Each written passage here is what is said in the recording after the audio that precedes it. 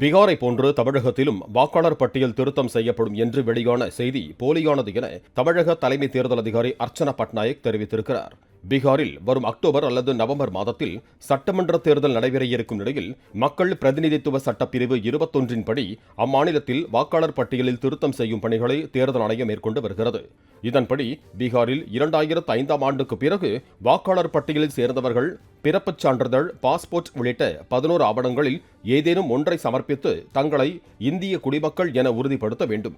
நேபாளம், வங்கதேசம் போன்ற நாடுகளிலிருந்து பீகாரில் சட்டவிரோதமாக குடிபெயர்ந்து வாக்களிப்பவர்களை வாக்காளர் பட்டியலில் இருந்து நீக்க இந்திய தேர்தல் ஆணையம் இந்த நடவடிக்கையை எடுத்து வருகிறது.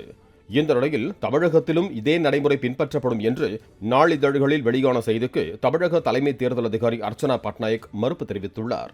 மேலும் வாக்காளர் பட்டியல் திருத்த முகாம்களை நடத்துமாறு இந்திய தேர்தல் ஆணையத்திடம் இருந்து எந்த உத்தரவும் வரவில்லை என்றும் அவர் விளக்கமளித்துள்ளார்.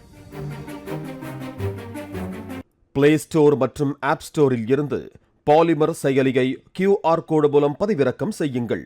செய்திகளை உடனுக்குடன் பெறுங்கள்.